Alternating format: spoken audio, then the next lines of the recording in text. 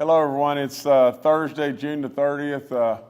We're getting a little late start here, and I've just had a fairly lengthy discussion with the Attorney General, Patrick Morrissey, and lots of congratulations, and I'll get to all that in just a minute. But first of all, let me just say just this: these COVID briefings are just that. There's a lot of news that we've got to address, and we surely report during them, but at the same time, we want to always remember those that we've lost. We've lost 7 additional people since we were here the last time, and I ask again and over for your prayers. I ask if you know these people to call them, at least call them and everything. And if you don't, send up many, many prayers. They'll know it. They'll know it. But the 7,058th death in West Virginia is a 99-year-old male from Wood County. The 7,059th death is an 83-year-old female from Nicholas County.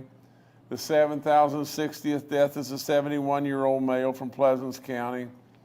The 7,061st death is a 94-year-old female from Wood County. The 7,062nd death is an 82-year-old female from Cabell County. The 7,063rd death is an 88-year-old female from Pleasants County. And the 7,064th death in West Virginia is a 96-year-old female from Ohio County.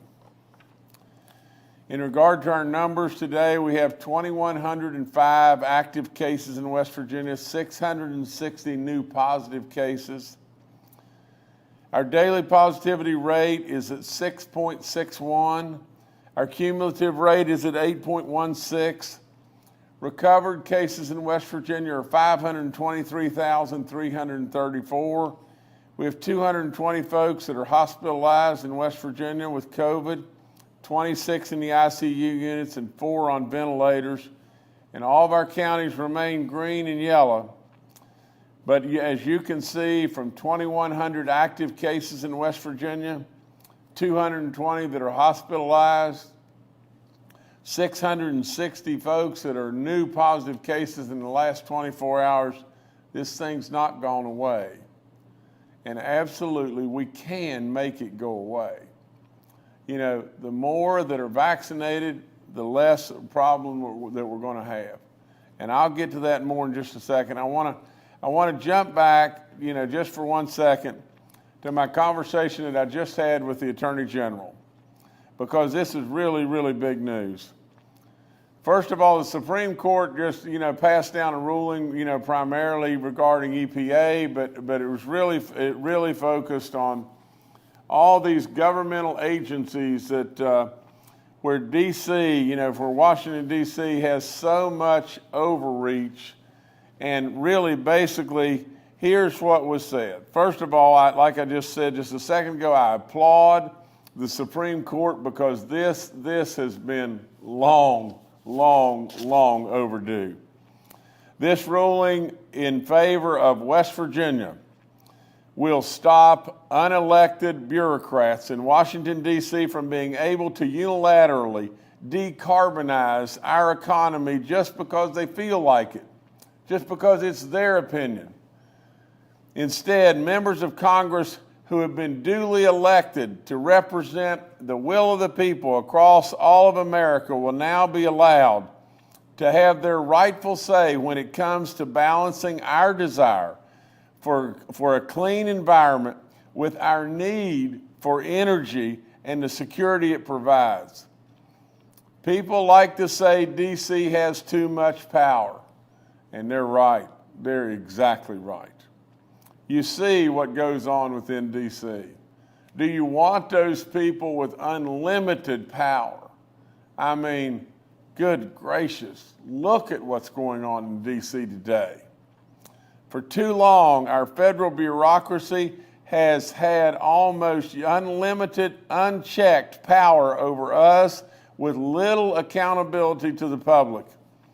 Agencies shouldn't get to make unilateral decisions affecting all the lives of all of us without Congress's vote. Now, my feelings are real simple. many, many accolades should be passed toward Patrick Morrissey and all the folks that took on this battle. I think 9 years ago, they took on this battle. Again, West Virginia rose right to the forefront. I have been as supportive as anybody could be on this planet. Absolutely, this is a milestone. This is absolutely an accomplishment that is unprecedented, and we should all applaud and thank our Supreme Court for making a rational, logic, and reasonable decisions as to what should go on in D.C. So Patrick, great job, great job. Very, very, very proud, and a great moment for West Virginia. Now, in just speaking with Patrick, as well, on the abortion issue, we talked a lot about the enforcement of our laws that are on the books. Our laws have been on the books since the 1800s. We talked about all the different things and the possibilities of are we going to have to address this right now? Are the courts, the local courts, are we going to have to address this right now? How much time do we have? And Patrick believes, and I believe from him, he is basically our attorney for our state. He is to represent me. And with all that being said and everything, absolutely, I believe now that I agree wholeheartedly that we need to move faster and we need to move for further and more detailed clarification. The legislature needs to amend this law to get absolute clarification in every way. And so as I promised in my original statement that I would not hesitate to call a special session once I got rock solid information and evidence as to what we should do. You see, I'm the guy that says so many times, if the rattlesnake's over there and it can't hurt you, look left, look right, and look behind you and plot the course on the way to go. Well, that's what I've done. I've looked left, I've looked right, and I've looked behind. I've taken all the knowledge and information that I could take from legislatures as well as our Attorney General, and now we need to go. So what I'm doing now is I'm telling everyone that I will call a special session, and I will call it very, very, very soon. I am asking our legislatures to all get their stuff in order. Get their stuff in order as to what ways they want to go. And absolutely, I'm asking the leadership to guide and direct them in every way. So nevertheless, that's where we're moving. We're going to call a special session very, very, very soon. I want to be respectful of people's time, and so we really need to have a little bit of discussion with the leadership as to when the soonest that we can possibly move in that direction and get that done. Now, if I could kind of jump back, I'm going to read this whole thing, and the reason I'm going to read it is it pertains to our National Guard and the incredible job that they've done. I mean, if you just step back and just think about this. Think about me sitting with the powers to be and making the decision to call off the state girls basketball tournament. And then it was schools. And then it was shutting down businesses. And then it was reopening businesses. Then it was, getting our nursing homes, vaccinated. And 1,000 decisions along the way. In every step, our National Guard was there helping us every way. So that's why I'm going to read this, because it's really, really important. But today I'm announcing that I have authorized the activation of 60 West Virginia National Guard personnel to state active duty status. They will continue COVID-19 support around the Mountain State through September of 2022. The official COVID response mission will come to a close on July 1st, making it in West Virginia the longest federal mission that we've ever done. Following a large drawdown of troops in March of this year, the West Virginia National Guard COVID mission moved predominantly to transporting and delivering supplies around the state, including protective gear and testing supplies. Moving forward, the task force will be closing out the 2-year mission, completing necessary checks and balances. Since the beginning of the pandemic response, the National Guard has been under the command and control of their state's respective governors, but funded 100% by the Department of Defense. And that's going to change. That's going to change to a 90% possible funding from FEMA. The West Virginia National Guard has been mobilized since March of 2020 to assist the state of West Virginia in the COVID pandemic response. Since that time, the National Guard has, and I want you to really pay close attention to this, supported 5,779 COVID-19 testing lanes for more than 100,000 citizens, supported 11,187 COVID-19 vaccination lanes, supported, one more time, 11,187 COVID-19 vaccination lanes. It's unbelievable. Conducted 146,568 data entries for contact tracing with local health departments. Completed 5,194 delivery missions for personal protective equipment and supplies to all 55 counties in West Virginia. Disinfected 644 vehicles and 365 facilities, and supported 37 hospitals with long-term care facilities in 26 different counties. Joining us today, General Crane. Absolutely, the National Guard in this state needs to be thanked and loved and appreciated forever. They did an unbelievable job, and they continue to do that every day. General, come on and talk to us. Well, Governor, first of all, thanks for those kind words, and absolutely incredible folks that we have, that service members in both the Army and the Air Guard, and what an incredible job they have done over the last 2.5 years, and will continue to do so. You know, one of the things, I know there was a question at the last brief about vaccinations for the National Guard.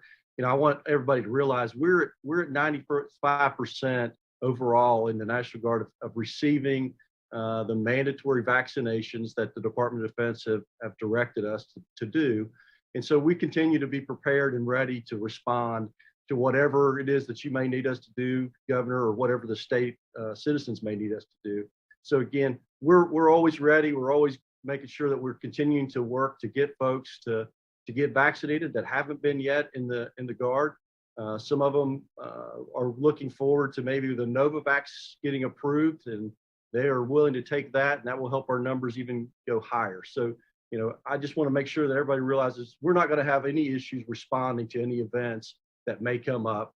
And so again, look forward to any questions we may have in that regard. Governor, I also like to say, you know, it's quite a loss that the state has had with Woody Williams passing. And we've got some folks down working with Secretary Diaz and Commissioner Reed, and making sure that we give him the honors that he's deserving of as a national treasure and a West Virginia hero. And sir, with that, I'll turn it back to you. No, sir. Thank you again, and I couldn't concur with you more about Woody Williams. I'll be talking about him in just one second, but General, what a job! What an incredible job! It's been a real honor. It's been a real honor standing side by side with you all the way through this, and I thank all those in the Guard. Way to go! Let me jump back to this from the standpoint of our booster shots.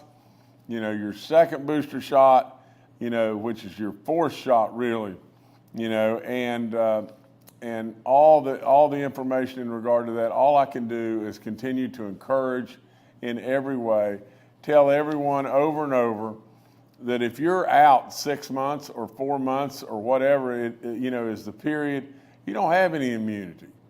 You went to all the trouble to being vaccinated and getting your second shot, whether it was Moderna or Pfizer.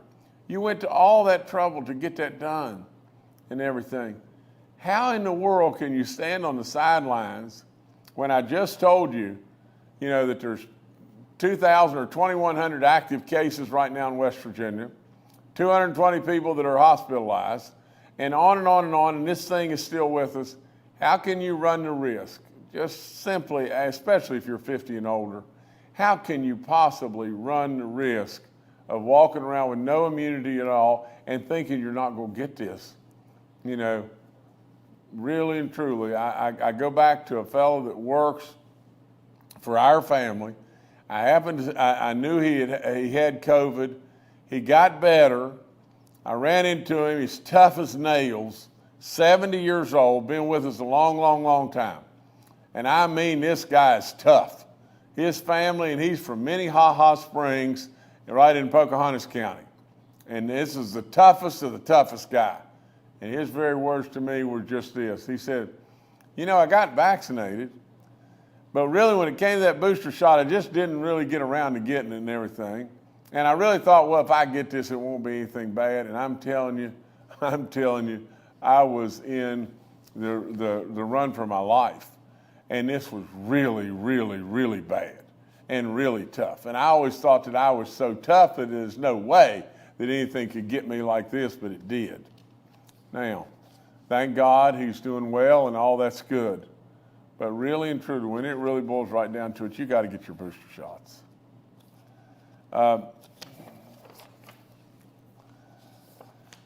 Okay, the vaccine calculator, we've told you about that and how to get registered and through all that. Take advantage, please. All the COVID vaccine info line is up on the website. Free testing information's up. 71 outbreaks in our long-term care facilities, none in our church communities, 53 inmate cases, 25 staff cases.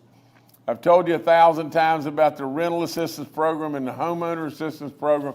Please take advantage. Try to get registered here or at least call in and see if you can qualify. I've asked you 1,000,000 times about giving blood.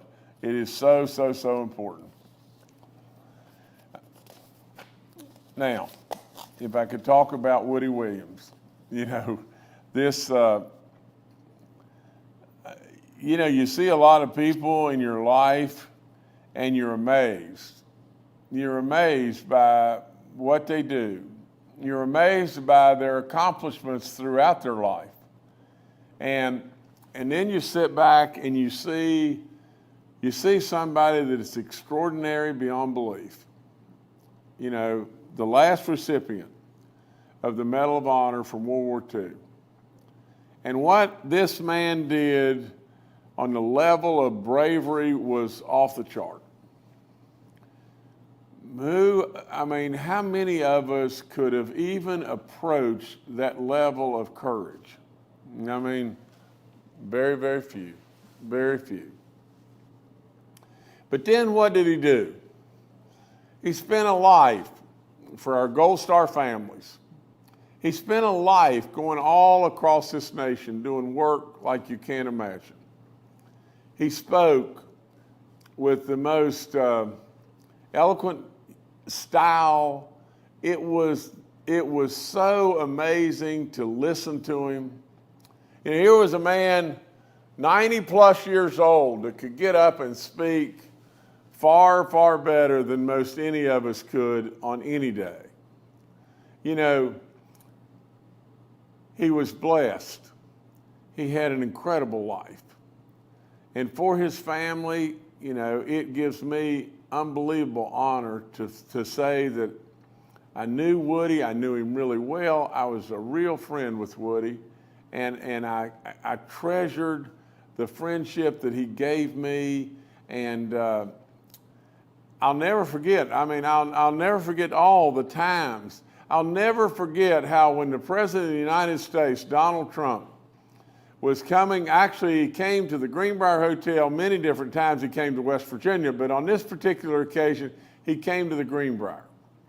And he spoke. It was right before the golf tournament at the Greenbrier. And he spoke. But Woody Williams got up prior to that, and spoke, and you could feel the hush all over the entire room. You talk about someone that could take the air out of the room. Woody Williams surely could. And with all of that, we'll miss him. He was absolutely, without question, a true American hero.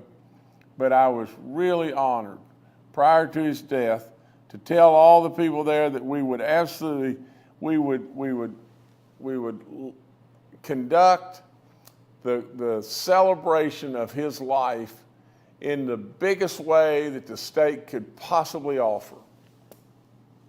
98 years old, an American hero beyond belief, but absolutely we're going to call him our own forevermore. A West Virginia hero that made us all really proud. So Woody, will really miss you, but absolutely, without any question, we thank you, and we thank his great family.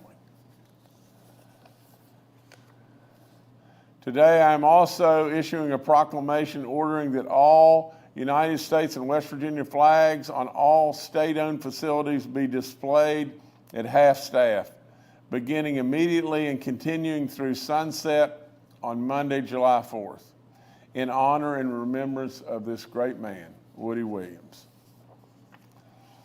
Today, I am also honored to announce that I am officially nominating Woody Williams to be the first ever inductee into the West Virginia Military Hall of Fame.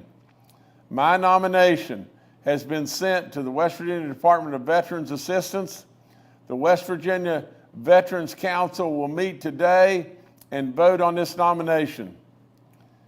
The West Virginia Military Hall of Fame was created in 2022 on the vision of the state legislature, and it honors those veterans from West Virginia who went above and beyond the call of duty on the battlefield and who continued to distinguish themselves in service after their return to the state. They have contributed unbelievably to the state of West Virginia and to our veteran community, and what they've given all of us is unflat believable. So nevertheless, Woody Williams will be our first inductee. And I absolutely am very, very proud, very proud. All the details about Woody's funeral, we don't really know exactly everything, and we don't have it all put together right yet and everything. The family, I think, is visiting with us, or we're going to be in contact with them. You know, we've been in contact with them all along in many ways and everything, but we're going to get more details, and my office will release all the details as soon as the family sorts out exactly what they want to do. July 4th, Monday, our nation's holiday, our nation's birthday. You know, a day to celebrate our independence. You know, a day really and truly that we should take time to thank all those that helped us and made this nation who we are. Who am I referring to primarily? I'm referring to our veterans, or those that are active military today. You know, I ask you in every way, if you see a veteran out, if you see someone that you know has been in the military, please take time to just go up and thank them. Especially if you see one that is a person that's in the active military today, go take time to thank them. We owe every single thing we have in life. I don't know how many times I've got to say that. Every single thing we have as Americans, we owe to these people. That's all there is to it. I don't know how I can say it any better than just this. We need to keep their memories alive, because when the world was at its darkest hour, they were our shining light. and there's no question about that in any way. I remind everybody is we have 3 agencies, the Alcohol Control Administration, the DNR Police, and the State Fire Marshal Office, and they ask us every year over the 4th of July, be really, really careful. Be especially careful with alcohol consumption and, and driving a boat, driving a car, or whatever it may be. It's a time of celebration, there's no question. We want you to have the greatest and the most fun you can possibly have, but be really careful. Be really, really, really careful. We're going to have an announcement today at 1:30. It is about the second highway. It's going to be called the Capitol Circle.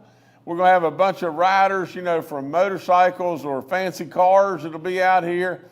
And the route starts at the Capitol. Let me get this straight.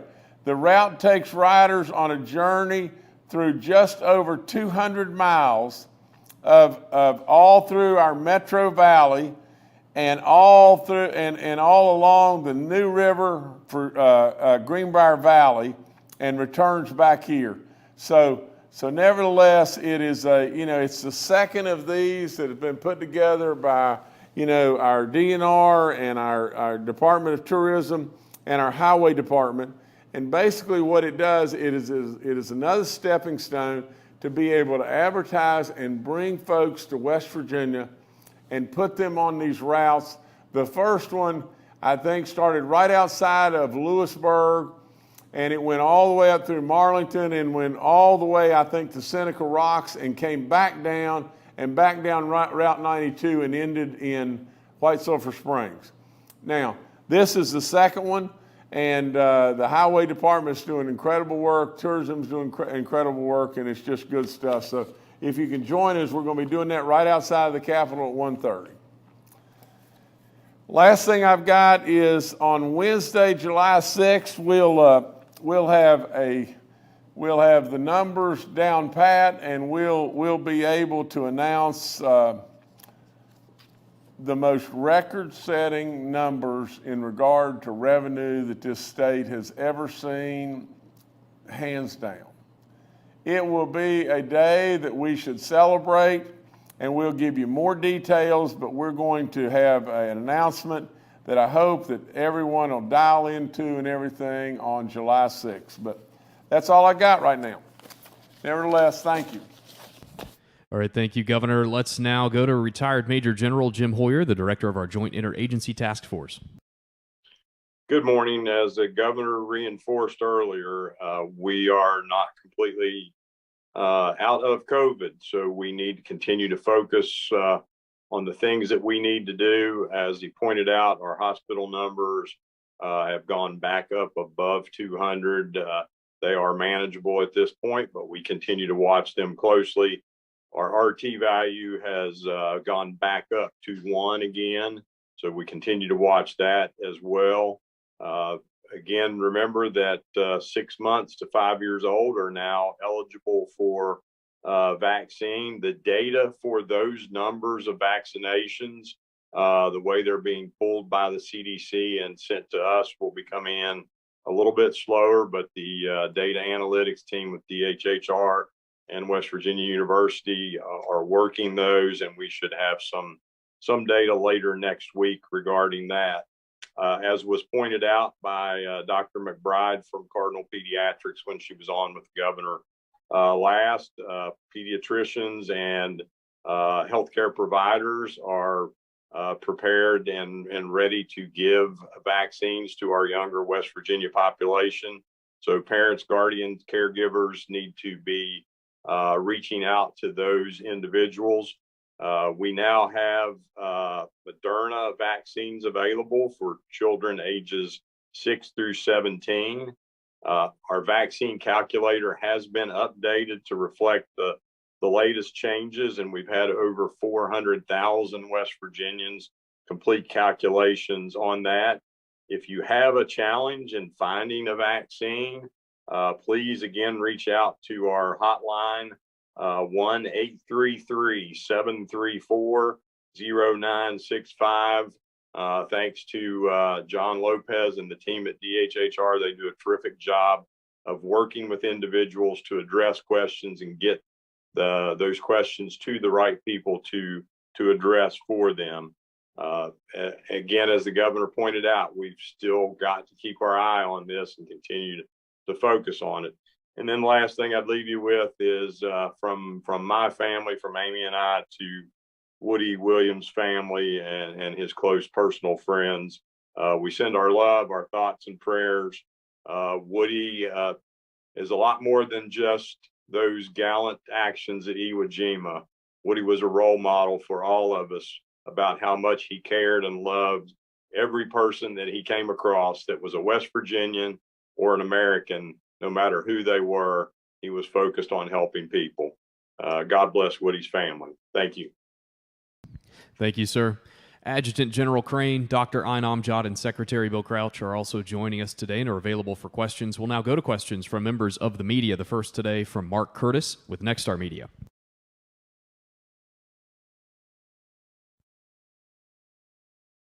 Mark, you're muted.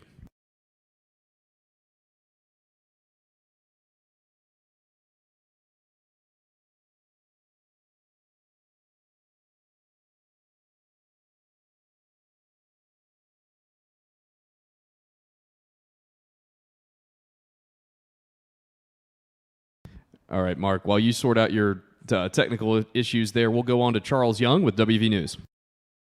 Hi, y'all. This is Charles Young with WV News. I was wondering if we could talk a little bit about the way the ending of the Guard's, formal COVID mission will impact our ability to use them to backstop the hospitals. If and when we do see another fall and then winter surge, as General Hoyer said, I think we're, nearly at the halfway point of the 500 benchmark that we talked about previously. You just talk about how the ending of the Guard's mission would impact that. Thank you. General, maybe I think you can answer this better than anyone, but the bottom line, the whole thing is the National Guard is always going to stand ready. They're always going to be ready to serve. And we've seen it on we pushed them to the limit and then some, and they performed. That's all there is to it. So General, please go. Yeah, Governor. So just like you just said, we're always going to be ready. We're always prepared to step up and do the missions required. And then one thing I would think is really interesting is as we've had service members in those hospitals, they've actually started hiring some of our service members because this is a 1 weekend a month, two weeks in the summer obligation. And so a lot of them have been starting to take those full-time positions within those hospitals because they found that it's a location of service just like it is when you're in the uniform.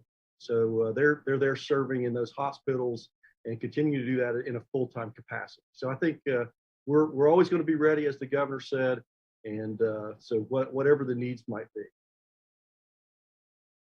All right, thank you, Charles. Next, Mark Curtis, are you ready? I've got audio. I figured it out. I'm technologically challenged. Hey, first, let me join the chorus of voices paying tribute to Woody Williams. As a military parent, Woody gave me a lot of guidance on how to be a supportive military parent, as has General Hoyer, General Crane, and Secretary of Veterans Affairs Ted Diaz. I treasure all of you and your advice to me and my family very much, but I especially will always treasure Woody Williams' guidance and words for my daughter. So God bless him. Governor, I want to talk about the EPA ruling, if I could, and its impact. What do you think the impact will be? Will this cause coal production to ramp up in West Virginia? Will it cause maybe an increase in usage of the coal-fired power plants? I'm trying to get a guesstimate on, the potential economic impact this could have to this state. Well, Mark, let me just say just this. I know a lot about the coal business, an awful lot. Rulings, whether they be Obama's war on coal or rulings such as this, the rightness of this ruling is absolutely off the chart. from the standpoint of what will happen economically within West Virginia as far as our coal production, you got to remember just one thing and one thing alone. Market drives that production first and foremost. Now, with all that, all the rules and regulations and everything can surely hold us back and hold us back in many ways. Okay, so let's just take exactly what I just said. Market's unbelievable, isn't it? The market is really, really, really strong. With all of that being said, now, and the great part about West Virginia's coal was always relied on from the standpoint of being high BTUs, low sulfur, clean coal. Now, what we managed to do in this country was we managed to be able to find a way that we could bring coal from the West, which is much, much, much lower BTUs, or maybe coal from Illinois that's much, much, much higher in sulfur, and we could find a way that the power plants of the East could still use that coal. And it completely devastated, our miners and our economies in many ways in West Virginia. Now, the reason for that is just as simple as this. You're mining coal that is an 80 or 120 foot seam in Wyoming, with a drag line. One guy is mining so much coal that is unbelievable. In Illinois, the seams are 20 feet high. You got the same kind of situation just about. And in West Virginia, our miners are encountering most every day 30 and 35 inch high coal. Not as high as this desk that I'm sitting at. And they're spending the entire day mining that level of coal. Now, so the number of miners is much greater, and then all of a sudden, when we're displaced, we've got the impact that is off the chart. The market has got to be first. We've got the market. All of the other things that have been holding us back have been a bunch of what I would call super left-wing, shallow-thinking folks that just absolutely moved this country right into the position that it's in today. Do you think for a second, and I hate to be on my soapbox going on and on about this, but do you think for a second that Russia would have invaded Ukraine if the United States of America had remained and stayed on the course to be energy independent? Do you think that if we would have stayed strong, we would have the inflation levels that we have today? Do you think the debacle in Afghanistan or what's going on at our southern border and everything, do you think the actions of extreme left-wing thinking people that an agency can have power over everything, over elected officials and everybody, is right? And the Supreme Court stepped up and said, no way. And they did so because West Virginia led the way and initiated suit. And so from all that standpoint, I congratulate Patrick Morrissey and all of his great people and all the good stuff that they did. We supported and we cheered and we did everything we possibly could, but it is a great decision for the state of West Virginia, but even a better decision for all this country across all the land, because now maybe we can absolutely stop, the radical left from just coming up with what they per se want to do or they like. It just ignores logic and reason in lots of different ways. So Mark, I don't know of the immediate impact that it's going to have on our state's economy. Our state's doing awfully good. But with all of that being said, I do know that it will have a profound impact on our nation, and we did it in West Virginia. West Virginia led the way. I couldn't be more happy. All right, thank you, Mark. Next to Evan Bevins with Ogden Newspapers. Thank you. Getting back to the end of the guard mission, I was hoping you could elaborate a little bit on the timing of that, and then what the other guards, the guard personnel, I think you said would be available for COVID support till September, what they'll be doing. Thank you. General Hoyer, we haven't heard from you. You go on this one. Pass to General Crane. I'll help General Crane out here, Governor. As General Crane and the governor pointed out, number one, they are both making sure that there's not a lapse in the service that we need to continue to support our COVID mission. As General Crane pointed out, the federal mission is ending, and the governor, along with General Crane, made the decision that from the request of the task force that we need additional continued support available to us to work some of these logistics and other missions, not hospital specific missions, but the other backside missions. And that's what those guardsmen will be supporting. And General Crane, I'll turn it over to you if I missed anything. That's exactly correct. And as we said, we will be available to activate more if the governor and the task force come together and say that they need more support back in the hospitals or wherever it may be. We'll be prepared to come back on duty and do the missions that are required to make sure that our citizens are taken care of as they need to be. Thank you. All right, thanks, Evan. Governor, I'll turn it back to you. Okay, well, I didn't get to make many notes. It was a lot of stuff to go over today. I appreciate you bearing with me, a lot of different things, but I keep always circling back to just one thing. We lost 7 more great West Virginians. Don't forget them in your prayers. We have absolutely our nation's birthday, Independence Day on Monday. I want everybody to enjoy in every way that they possibly can. But in all that, I absolutely want just this. I want your prayers for an absolute hero beyond belief, Woody Williams. I want every single West Virginian to take a second at least and absolutely pause and offer up a prayer for this great man and his great family. He was absolutely a superstar beyond all comprehension. And so with all that, we've got a lot to be thankful for. We've absolutely got a lot to be thankful for. We're going to keep this state moving and keep this state moving in a great way. We know there's still folks out there that we can help, and there's still folks out there that are hurting. And so with all that being said, we're not going to quit. We're going to keep at it. And nevertheless, happy 4th of July, happy Independence Day, and God bless each and every one of you. Thank you so much.